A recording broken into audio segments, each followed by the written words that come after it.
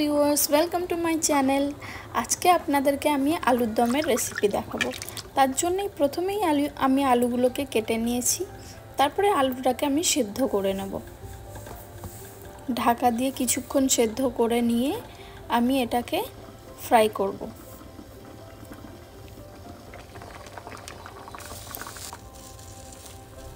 সেদ্ধ হয়ে গেছে। এবার এটাকে আমি একটা কন্টেনারের মধ্যে তুলে নিয়েছি। এর মধ্যে একটুখানি নুন, একটুখানি হলুদ গুঁড়ো দিয়ে এটাকে মাখিয়ে নিয়েছি।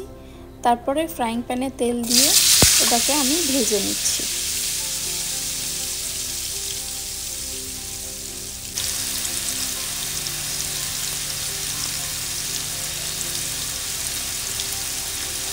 আলুটাকে বেশিক্ষণ ভাজতে হবে না, হালকা হালকা করে ভেজে নিয়ে তারপরে আমি এটাকে তুলে নেব আবার।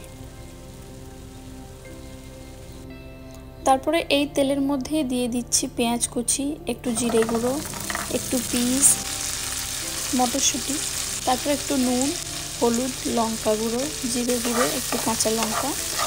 তারপরে এটাকে আমি ভালো করে কষিয়ে নেব। তারপরে কিন্তু আমি দিয়ে দিচ্ছি টমেটো কেচাপ।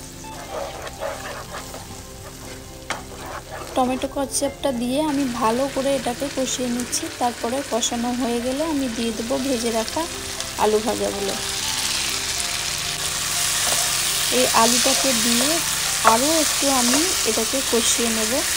ভালো করে কষিয়ে নিয়ে তারপরে এটাকে ঢাকা দিয়ে 10 মিনিট মতো কুকিং করলেই কিন্তু হয়ে যাবে একদম চটপটা একটা রেসিপি।